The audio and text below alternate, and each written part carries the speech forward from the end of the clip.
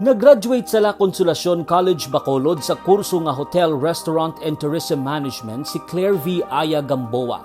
Nagpadulong siya sa Singapore kag Amerika para magtrabaho sa pila ka mga hotel, tubtob nga nagdesisyon siya nga magtrabaho sa Dubai bilang division manager.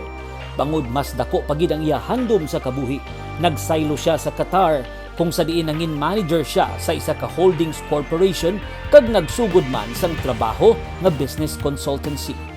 Karon, may kaugalingon na siya nga business solutions and management consulting firm nga Forma International kung sa diin siya ang Chief Executive Officer. Naga-operate ini sa Qatar, Japan, Canada, Turkey kag diri sa Pilipinas. Suno kay Aya, hindi nangin mahapos ang iya nga inagya para makapatukod sang kaugalingon nga negosyo. As a woman, going to Middle East was a challenge, but the vision is there. So I was willing. First thing, I was willing to learn. I was willing to immerse, in the region. But there's an opportunity in everything. So when people invest in different regions, in business, and especially when they invest on potential of the people, then there's an opportunity. Bangod sang iya nadangatan, nagbaton siya sinigid lamang sang Qatar's Women Leader Award nga ginahatag sang CMO Asia sa mga outstanding business leaders sa rehiyon. Bilang isa ka CEO sang multinational company, ginadala ni Aya ang mensahe sang women empowerment nga nagahaylo sa mga kababayen-an nga magsugod man sang ila kaugalingon nga negosyo.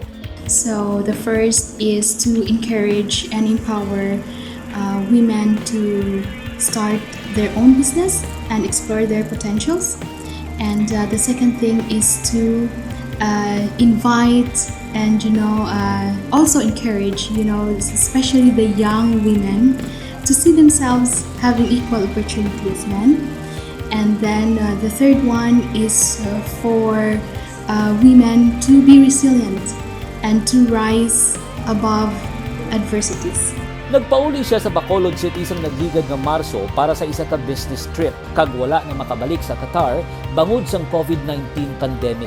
Gani samtang yari diri siya sa syudad, nagapanagtag siya sa mga face mask sa mga pulis, vendors, drivers kag sa mga ospital. Para kay Aya, iya ini pamaagi sa pagpasalamat sa komunidad sa tanan nga bugay nga iya naangkon bangod sang iya kapisan kag pagpanikaso. Martigo para sa Digicast Network.